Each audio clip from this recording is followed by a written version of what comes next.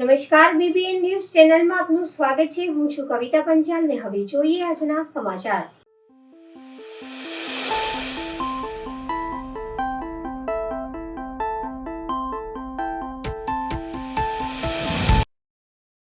ભગવાન શ્રી રામ નવમી નિમિત્તે વડોદરા શહેરમાં ગૌરક્ષા સેવા સમિતિ દ્વારા ભગવાન રામની ભવ્ય શોભાયાત્રા નીકળી.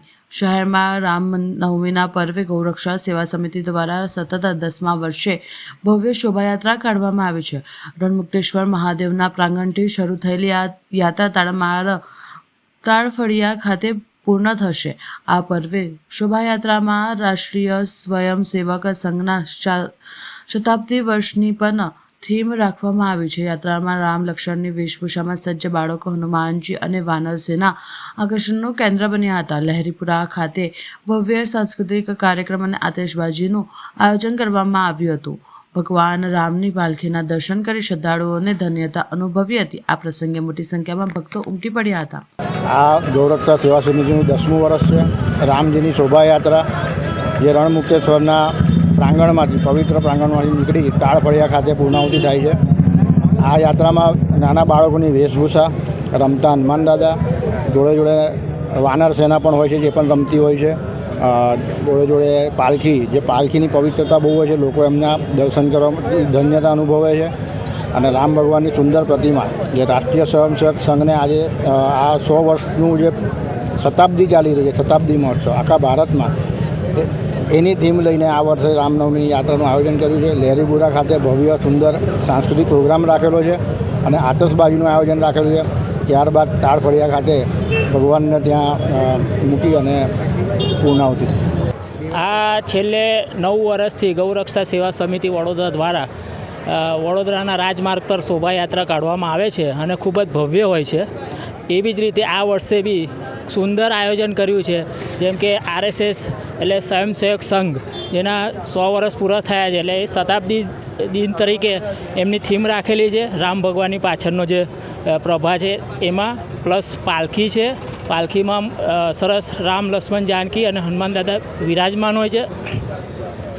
અને રૂટ આપણે રણમુક્તેશ્વરથી નીકળીને વિહારથી ચોખંડીથી થઈને માંડવી જશે. માંડવીથી થઈને MG રોડથી લહેરીપુરા જશે.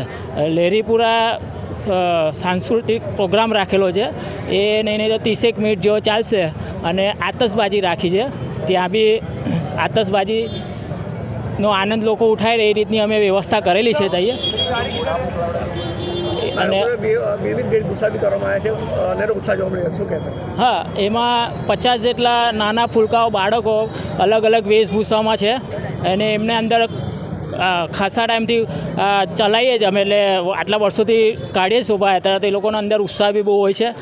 દર વર્ષે નવા બાળકો જોડાતા રહે છે. એ રીતે આપણે આપણું સનાતન ધર્મનું અમે લોકો સુધી પહોંચાડીએ છીએ અને ઘર સુધી જાગૃત કરીએ છીએ. મિનેશ ગાયકવાડ.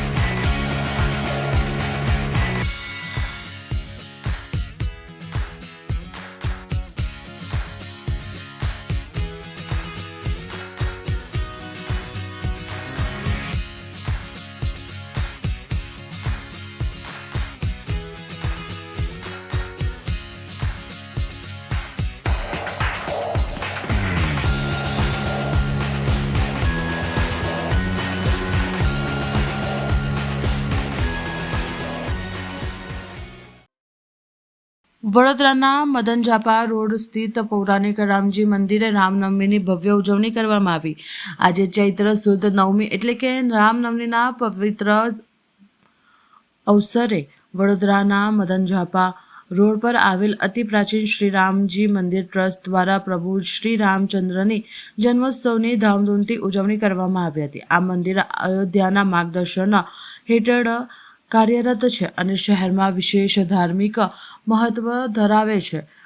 રમણલાલ વર્માની મીડિયા સાથે વાતચીત દ્વારા જણાવ્યું હતું કે આજે રામનવમી નિમિત્તે ભગવાનના જન્મોત્સવનો વિશેષ કાર્યક્રમ અને મહાઆરતીનું આયોજન કરવામાં આવ્યું હતું.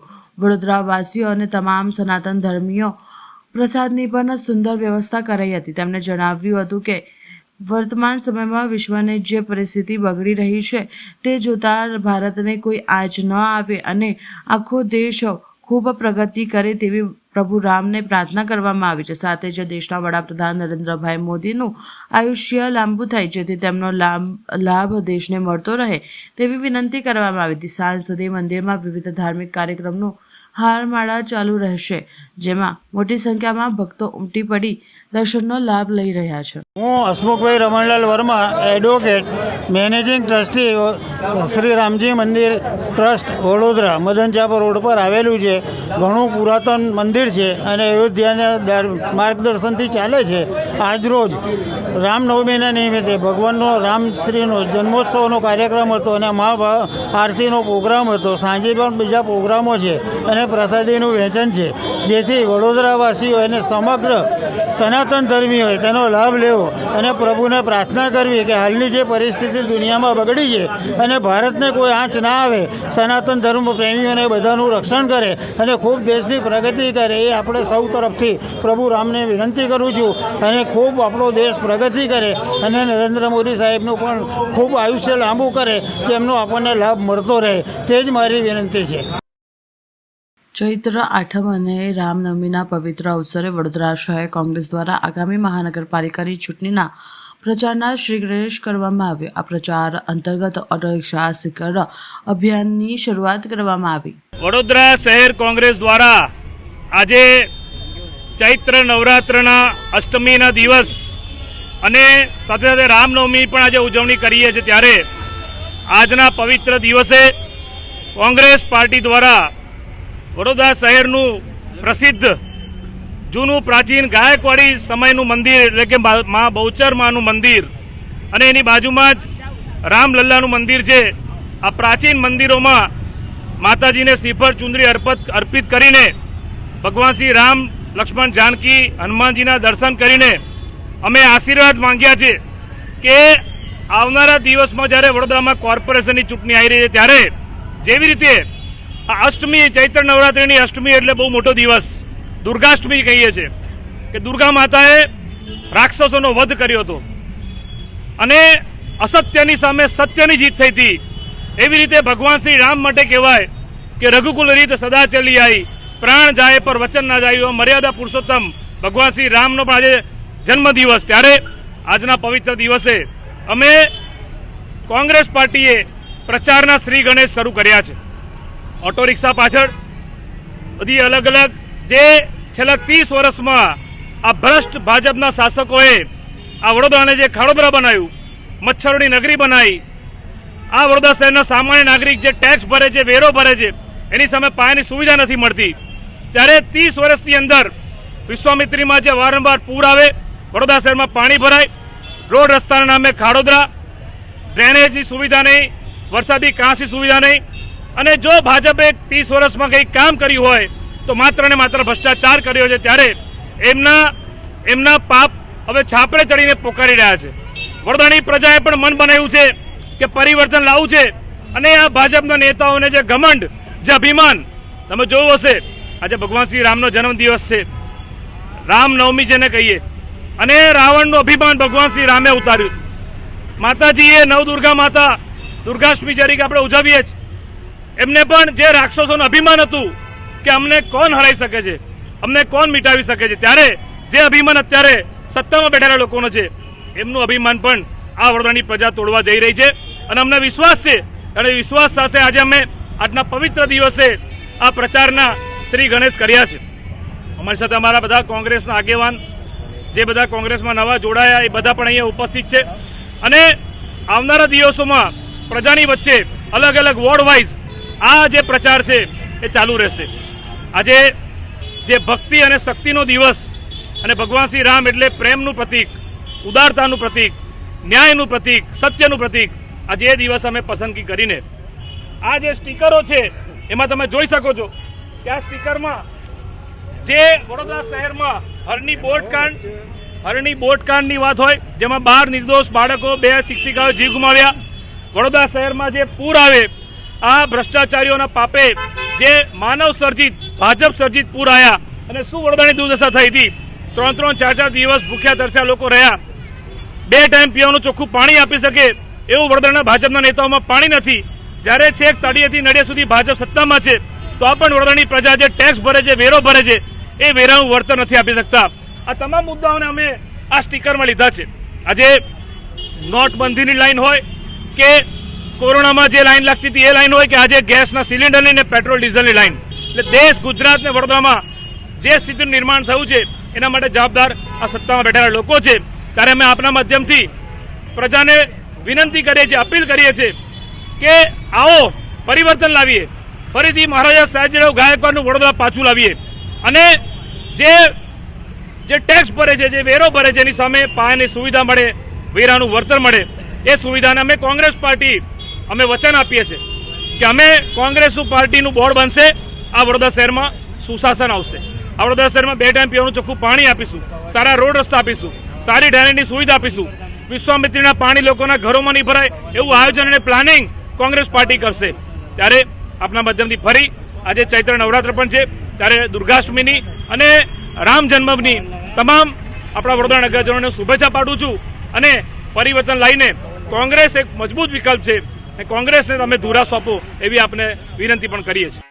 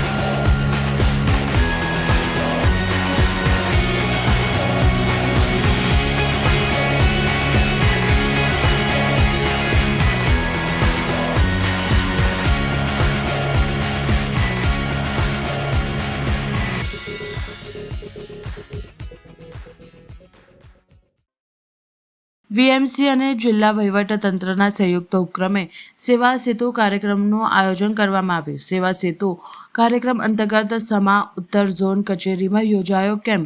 સરકારની તમામ યોજનાઓનો લાભ એક જ સ્થળે મળે તે માટેનો પ્રયાસ પ્રકારનું આયોજન કરવામાં આવ્યું. સેવા સેતુ કાર્યક્રમ શહેરના 11મા તબક્કાનો શુભારંભ છે. વડોદરાના મીડિયાના મિત્રોને આભાર. આજે અમે વડોદરા સમા ખાતે નોર્થ ઝોન અને ઈસ્ટ ઝોનની સેવા સેતુ કાર્યક્રમ માન્ય રાજ્ય સરકારની સૂચના મુજબ અમે છેલ્લેનું જે સેચ્યુરેશન અપ્રોચ તરફથી જઈ રહ્યા છે. આજે વડોદરા મહાનગરપાલિકા અને જિલ્લા વહીવટીતંત્રનું સંયુક્ત ઉપક્રમે અમે નોર્થ ઝોનના વડોદરા મહાનગરપાલિકાની કચેરીમાં આયોજન કરવામાં આવ્યું છે. એમાં મોટાભાગમાં સિટીને સમાવેશ કરવા માટે વડોદરા મહાનગરપાલિકા અને જિલ્લા વહીવટીતંત્રના સંયુક્ત ઉપક્રમે અલગ અલગ ડિપાર્ટમેન્ટ્સનું સેવાઓ આપી રહ્યા છે. એમાં આયુષ્માન કાર્ડ હોય, રેશન કાર્ડનું નામ કમીનું હોય, દાખલાનું હોય, એપ્રેન્ટિસશીપ યોજનાનું હોય, અલગ અલગ સ્કીમ્સના અદરવાઇઝ એસસી એસટી ડિપાર્ટમેન્ટનું હોય, ઓબીસીનું ડિપાર્ટમેન્ટનું હોય. એટલે સિટીના મેક્સિમમ લોકોને પહોંચી શકાય એવા અપ્રોચમાં અત્યારે કરી રહ્યા છે. વડોદરા મહાનગરપાલિકાનું સિવિક સેન્ટર્સમાં પણ અમે અમુક સર્વિસીસ આપતા હોય છે, પણ આજે ખાસ કરીને જિલ્લા વહીવટીતંત્રનું સિટી વિસ્તારને વડોદરા મહાનગરપાલિકા સાથે જોડીને અમે આ સેવાઓ આપવાનું નક્કી કર્યું છે. આવનારા દિવસોમાં સાઉથ ઝોન અને વેસ્ટ ઝોનનું પણ એક અલગ એક સેવા સેતુ પણ કરવાના છે, જેથી કરીને 31 માર્ચ પહેલાં અમે જે સેચ્યુરેશન અપ્રોચથી લોકોની સેવા આપવા માંગીએ છીએ એ દિશામાં કરી રહ્યા છે. જે રીતનું ભારત સરકાર અને રાજ્ય સરકાર સેચ્યુરેશનમાં અલગ અલગ સેવાઓ પબ્લિકને સૂચના આપતા જ આવીએ છીએ. અમે આજે પણ ચૂંટેલા પદાધિકારી, ex corporators, ex MLA, present પદાધિકારીઓ તમામ મારફતે પણ મેસેજીસ અમે મોકલવા માંગીએ છીએ, જેથી કરીને કોઈને પણ બાકી રહેતા હોય. આજે આખા દિવસ અહીંયા નોર્થ ઝોનની મામલતદાર કચેરી અને વડોદરા મહાનગરપાલિકાના નોર્થ ઝોન સમા કચેરી મારફતે આનું સેવાઓ જે આપવા માટે અમે પ્રયત્ન કરીએ છીએ. વડોદરાના નાગરિકોને અપીલ કરીએ છીએ કે તમારા ઘરમાં કોઈ પણ સેવાઓની બાકી હોય, ઇવન પુરવઠા વિભાગનું અને એને પણ આજે રાખવામાં આવ્યું છે. એટલે કોઈ પણ ઇશ્યુઝ હોય, સમસ્યા હોય, માહિતી હોય, એ બધા તમને અહીંયા મળશે અને સેવાઓ પણ આજે તમારું લઈ જવા માટે અમે તમામને અમે વિનંતી કરીએ છીએ. વડોદરા કોર્પોરેશન અને જિલ્લા વહીવટી તંત્રના સંયુક્ત પ્રયાસોથી જે 11મો સેવા સેતુનો કાર્યક્રમ આજે ઉત્તર ઝોનની કચેરી, વોર્ડ નંબર 2ની કચેરી ખાતે રાખવામાં આવ્યો છે. સરકાર નાગરિકોના દ્વારે પહોંચે, લોકોના ઘર સુધી પહોંચે અને સરકારી યોજનાઓમાં 100% આવરણ થાય, એટલે કે 100% સેચ્યુરેશન એચીવ થાય, એ આશયથી આ પ્રકારના સેવા સેતુના કેમ્પો કરવામાં આવે છે. એક જ રૂફની નીચે તમામ સેવાઓ નાગરિકોને મળી રહે અને તમામ અરજીઓને ફેસિલિટેટ કરવામાં આવે એ પ્રકારનું આજે કરવામાં આવ્યું છે. ખાસ કરીને આયુષ્યમાન કાર્ડ હોય, આવકનો દાખલો હોય, જાતિનું પ્રમાણપત્ર હોય, લઘુમતીનું પ્રમાણપત્ર હોય, 7 બારના ઉતારા હોય, 8A હોય, કુંવરબાઈનું મામેરું હોય, આ તમામ યોજનાઓ ખાસ કરીને આધાર કાર્ડ અને બેંકને લિંકિંગ કરવાનું હોય, જે ત્રિદેવની શક્તિ છે, આધાર કાર્ડ, જનધન અને મોબાઈલ નંબર, આ 3ને લિંક કરી અને જે ડાયરેક્ટ બેનિફિટ આપવાના હોય છે એ ડાયરેક્ટ લોકોના ખાતામાં જાય અને ભ્રષ્ટાચાર પર અંકુશ મેળવવાની કોશિશ છે. ખાસ કરીને શ્રવણ તીર્થ યોજનાઓ છે, અમુક યોજના એવી છે કે જે લોકોને ખૂબ ખ્યાલ નથી હોતો, તો એનું માર્કેટિંગ પણ થાય છે. અને તમામ પ્રકારની સેવાઓ જેવી કે બસ કન્સેશન પાસ હોય, લર્નિંગ લાયસન્સ હોય, સિટી ટ્રાન્સપોર્ટ હોય, આધાર કાર્ડ હોય, આવકનો દાખલો હોય, આ તમામ સેવાઓ એક જ રૂફની નીચે મળી રહે એ આશયથી આ સેવા સેતુનો કેમ્પનું આયોજન કરવામાં આવ્યું છે. આપના માધ્યમથી તમામ નાગરિકોને અપીલ કરું છું કે કોઈને કોઈ પણ સેવાની જરૂર હોય તો આજે 9 થી 2 વાગ્યા સુધી અરજી સ્વીકારવામાં આવશે અને 5 વાગ્યા સુધી આ કેમ્પ ચાલવાનો છે.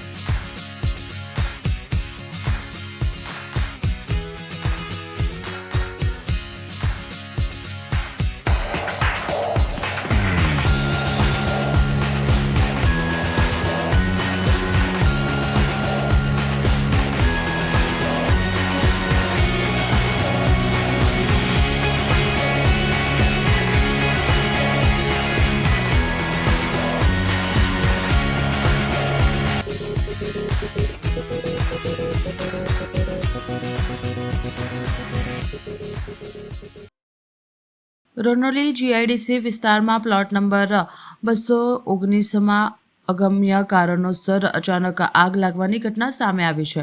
ઘટનાની જાણ થતાં જ ફાયર બ્રિગેડની ટીમ તાત્કાલિક સ્થળ પર પહોંચી આગ પર કાબૂ મેળવવા માટે કામગીરી શરૂ કરી હતી. જવાહરનગર પોલીસ ટીમ અને PI મેડમ લગભગ 20 જવાન સાથે ઘટના સ્થળે આવી પહોંચ્યા હતા. સદનસીબે કોઈ જાનહાનિ થઈ નથી. પોલીસે કાર્યવાહીનો તપાસનો વિષય બની છે કે આગ લાગવાનું કારણ શું હતું. આટલી ભયંકર કાબૂમાં લાવી પણ ચુનૌતીથી ભર્યું કામ હતું. સદનસીબે આ ઘટનામાં કોઈ જાનહાનિ થયેલ નથી. પ્રાથમિક માહિતી મુજબ આગ હાલ સંપૂર્ણપણે કાબૂમાં છે અને પરિસ્થિતિ નિયંત્રણમાં છે. આગ લાગવાનું ચોક્કસ કારણ જાણવા માટે સંબંધિત વિભાગ દ્વારા તપાસ હાથ ધરવામાં આવી છે. ઘટનાને કારણે આસપાસના વિસ્તારમાં થોડી વાર માટે અફરાતફરીનો માહોલ સર્જાયો હતો, પરંતુ હવે પરિસ્થિતિ સામાન્ય બની રહી છે.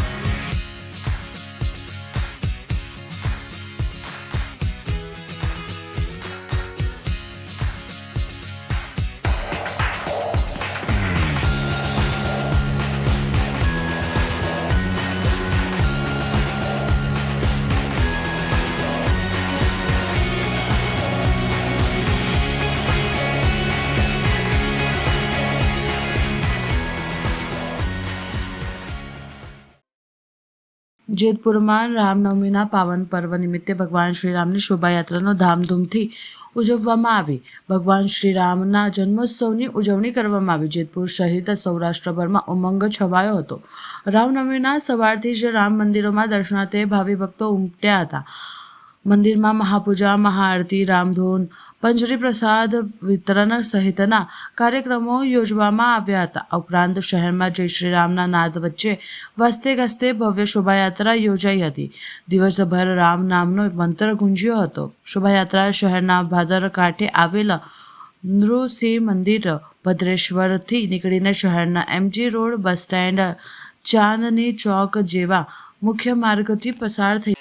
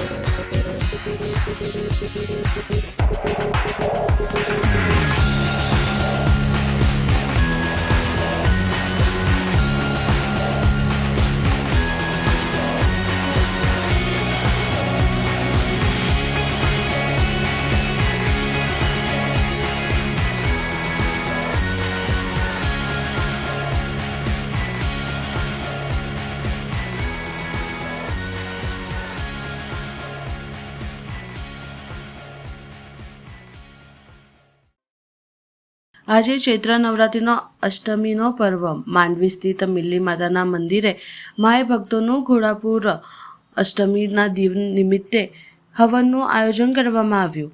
સનાતન ધર્મમાં ચૈત્ર નવરાત્રિનું ખૂબ મહત્ત્વ રહેલું છે. ચૈત્ર સુદ આઠમનો પાવન પર્વ હોય જ્યારે આજના દિવસે ખૂબ મહત્ત્વનો નવરાત્રિ દરમિયાન ગણવામાં આવતો હોય છે. ત્યારે આ પાવન પર્વે વડોદરા શહેરના માંડવી સ્થિત મિલ્લી માતાના મંદિરે વહેલી સવારથી જ ભક્તો દર્શન કરવા માટે પહોંચ્યા હતા. માતાજીના દર્શન મેળવ્યા બાદ તમામ જે ભક્તોએ શ્રીફળ અને ચૂંદડી ફુલહાર કરી પ્રસાદી ધરાવતા જોયા હતા અને માતાજીના દર્શન કરી ધન્યતા અનુભવ્યા હતા. ત્યારે મંદિર તરફથી આજે અષ્ટમીના પાવન પર્વે હવનનું આયોજન કરવામાં આવ્યું હતું. આમ આદમી પાર્ટીની પ્રેસ કોન્ફરન્સ શહેર પ્રમુખ અશોક ઓઝાએ માહિતી આપી. મેં કોઈ રાજીનામું આપ્યું નથી. કોઈએ રાજીનામું ફરતું કર્યું છે. કાર્યકરોએ કોઈ કારણસર રાજીનામું આપ્યા હતા. તમામને સમજાવીને પાર્ટીમાં લઈ આવ્યા છું. શહેરમાં 50 બેઠકો જીતીશું. આમ આદમી પાર્ટીના મેયર બનશે. ગઈકાલે જે આમ આદમી પાર્ટી વડોદરાની અંદર 26 વોર્ડની સીટો પર જે નામ ડિક્લેર કરવામાં આવ્યા છે તે તમામ કેન્ડિડેટો અહીંયા હાજર છે. આમ આદમી પાર્ટી ખૂબ જ સક્ષમતાથી ઇલેક્શન લડવા જઈ રહી છે. 76 બેઠક પર ઇલેક્શન લડી અને ખૂબ જ મોટા માર્જિનથી જીતવા જઈ રહી છે. આજે અમારી જે 26 બેઠકો જાહેર થઈ છે તે સિવાય 29 તારીખે અમારી બીજી એક સ્કૂટીની છે અને બીજી કે ત્રીજી તારીખ સુધી કદાચ અમારું બીજું એક લિસ્ટ બી જાહેર થઈ જશે. આજે આમ આદમી પાર્ટી જે મજબૂતીથી ઇલેક્શન લડવા જઈ રહી છે, અમારી ગણતરી એવી છે કે 76માંથી ઓછામાં ઓછી 50 થી 55 સીટો પર અમે મોટા માર્જિનથી જીતીશું અને વડોદરાની અંદર આમ આદમી પાર્ટીના મેયર બનશે એ આશા સાથે અમે તમામ મહિલાઓ પુરુષ જે લોકો ખરેખર એક સક્ષમ અને જેમણે કામો કર્યા છે, જે આમ આદમી પાર્ટીમાં ખૂબ ઝાઝા સમયથી જોડાયેલા હોય અને આમ આદમી પાર્ટીએ પોતાની પૂરી ઈમાનદારીથી એમની સ્કૂટીની કરી અને તે લોકોને ટિકિટો આપી છે. તમે રાજીનામું આપેલું શું કહેશો? રાજીનામું આપ્યા પછી પત્રકાર પરિષદ કરી રહ્યા છો આપ? રાજીનામું આપ્યું નથી, એ કોઈ સંજોગોવશાત ક્યાંકથી વોટ્સઅપ પર હતું અને આવી ગયું છે કે નખાઈ ગયું છે, પરંતુ પણ રાજીનામા આપેલા છે. કોઈ જ કાર્યકરોએ રાજીનામા નથી આપ્યા. કાર્યકરોએ રાજીનામા આપ્યા તો એનું કંઈક કારણ હશે. એ લોકો એક પરિવાર છે અમારો, અને અંદર પરિવારના તમે મોભી લો. પરિવારને અમે મોભી છીએ એટલે તેમને સમજાવી બુજાવી અને પાછા પાર્ટીની અંદર લઈ આવ્યા છીએ. અમારો પરિવાર છે, અમારા અંદરની વાતો છે, અને જે લોકો આજે સક્ષમતાથી એ લોકો બી કદાચ ઇલેક્શન અમારા એમાં કોઈ જ પ્રોબ્લેમ નહોતો. અંદર કંઈક મિસઅન્ડરસ્ટેન્ડિંગ હતા, જેમના નામો આવી ગયા છે, તેમ છતાં તેમને ખ્યાલ નથી કે એમના નામો આવી ગયા છે, એટલે કદાચ એ લોકોની ભૂલ છે કે એ લોકોએ રાજીનામા આપ્યા અને કદાચ નથી આવે તો એમના બીજા લિસ્ટમાં નામો આવી જશે. તમારા માટે શું કહેશો? મારા માટે મેં રાજીનામું કોઈ આપ્યું જ નથી. એટલે બોગસ ફરતું થયેલું? એ ક્યાંથી ફરતું થયું એ જ મને નથી ખબર. મને તો ત્યારે ખબર પડી જ્યારે મેં મીડિયામાં જોયું કે મારા નામે કોઈ રાજીનામું ફરી રહ્યું છે, એટલે મેં સામે લખ્યું છે ભાઈ કે આને હું માન્ય નથી લાગતો, મેં કોઈ એવું રાજીનામું આપ્યું નથી. પોલીસ ફરિયાદ કરી આ બાબતે? કોઈ બોગસ આ રીતે કરતું? મને નથી લાગતું કે આના માટે કોઈ પોલીસ ફરિયાદ કરવી જોઈએ. તમામ જે કેન્ડિડેટ જાહેર કર્યા છે, તમને લાગે છે કે બરાબર છે?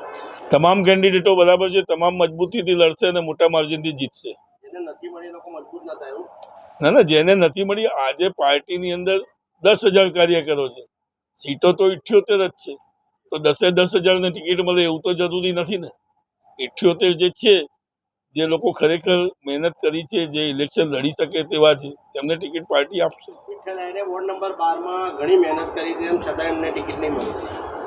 હજુ અમારા કોઈ ફાઇનલ લિસ્ટ નથી આવ્યા. હજુ તો 26 જ બેઠકો જાહેર થઈ છે. હજુ 50 બેઠકો પર લાવવા કે કેન્ડિડેટ નિમવાના બાકી છે, અને ટૂંક જ સમયમાં એમનું બી નામ આવશે.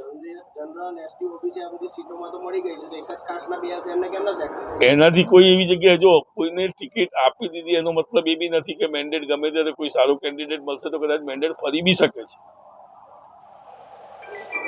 કોઈ એનાથી મજબૂત કેન્ડિડેટ મળશે તો અમે એના માટે બી વિચારીશું, પરંતુ અત્યારે જે 26 નામ અપાયા છે, 26 નામ ફાઇનલ છે.